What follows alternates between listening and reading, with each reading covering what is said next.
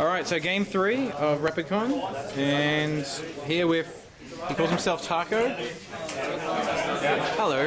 Hey, how's it going? So take us through your army, man. Alright, so at first we'll start with the Blood Angels. So we got 10-man tactical squad. We got the Sanguinary Priest Kabulo rocking in there, Librarian as well. Another 10-man tactical over here. And we got two 10-man Fire Warrior squads up here, rocking a Fireblade nice and secretly hidden under there. A Riptide as well to give him some backup, as well as the Hammerhead. And I have two Storm Ravens common reserves with 5-man squads in each one. I'll pull them out for you if you like. Yeah, no, that's alright, that's alright. And you've got, where's the other healing guy? This... Yeah, so there's him, and just the other Sanguinary Priest over here. Oh, yeah, alright, cool. And is my deployment, 2 half Tyranids, Morlocks in the back, and the Rippers hiding there. There's the board, alright. Alright, so Blood Angels and Tau. This is going to be very interesting. I like the list. It's got lots of Feel No Pain and Space Marines. what else do you need? Well, apparently you just need some extra Tau. Yeah, the last Blood Angels I played was Adrian's one in actually the last Replicon, and so it was a different list. It had the jump pack gold guys and lots of 2+ saves. Anyway, we'll get into the game. I liked the table because they had a lot of line of sight blocking, which is always good for Tyranids. And my Rippers, I deployed first. I got the first turn. I got my 2 Hive Tyrants right in the back corner. I've got some Morlocks, and in the little house here where I was just putting my hands then are Rippers. And I was playing aggressively with Rippers because now that I know that they don't cap or deny, I'm just using them to charge in essence, or just run around, do nothing really. Anyway, so flying Hive Tyrants, just flying around. I kill a couple of Marines. I got some precision shots. Here's me just moving the camera because it was getting in the way of people.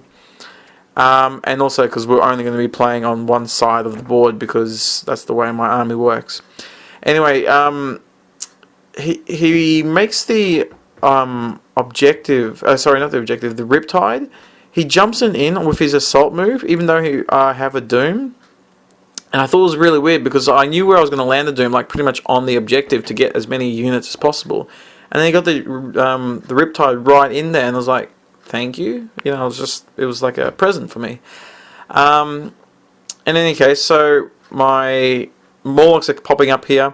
Now, we played this building here as a ruin, and so from reading the the Tyranid Codex, didn't know if the blast, I know when you deep strike it, you hit you land on the bottom grounds, right?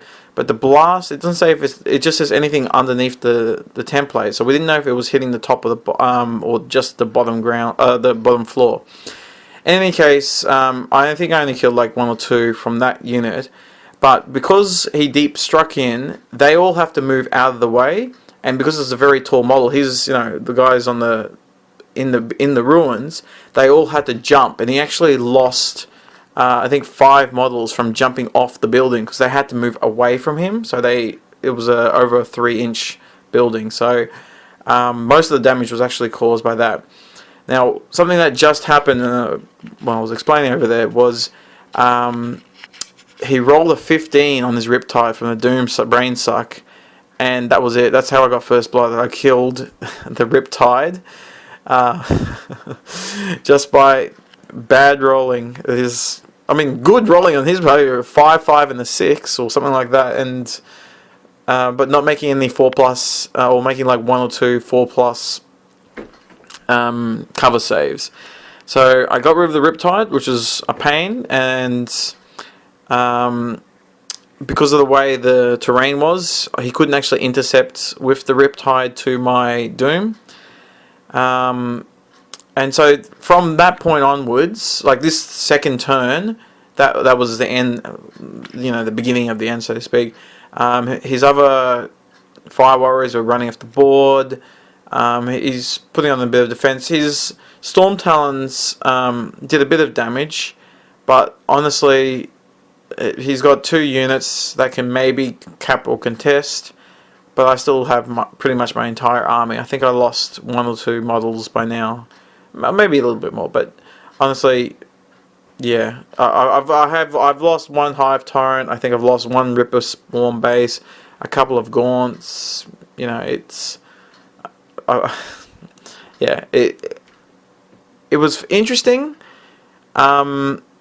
but it was just more of me trying to wrap this up as quickly as possible. And I'm not trying to say anything bad, but that's it. You can see what's happening. Some other things I was doing, I think if I was to say improve this army a bit, I'll definitely be doing a Death Leaper, 1 Death Leaper instead of 2 Lictors, and just shave some points elsewhere. Because in all 4 games, I found myself wishing I could do just like with the Morlocks, where they can get to the other side of the board if they have to. Whereas Death Leaper, because like my Lictors, after they popped up, they did nothing. They were just now running around the board going doom, doom, doom, doom, doom. Whereas if I had a Death Leaper, I could then just disappear him and make him come up next turn somewhere else on the board, just like I do the Morlocks. So definitely game 2, it would have really helped if I had Death Leaper. Even game 1, I could have used Death Leaper and something else to trap that Contempt of Dread. Yeah, so like here, look, I got bloody 2 Lictors doing nothing, when they could have been appearing down the bottom there on my objectives. So yeah, I reckon drop Ripper Swarms and drop 1 of the Lictors, or even 2 of the Lictors, and get Death Leaper. Yeah, I like that. Anyway, I managed to kill 1 of the Storm Ravens because it had to go in hover mode because he was trying to unload onto me. The Hive Tyrant jumps in, smashes it, and kills it. The other Storm Raven I don't manage to kill. It was a bit unlucky. And he does kill the big boy. But I still win because I've got the 1 objective, plus I've got 1 HQ on the thing, the special mission, and all 3 of the secondaries. Alright, on to game 4.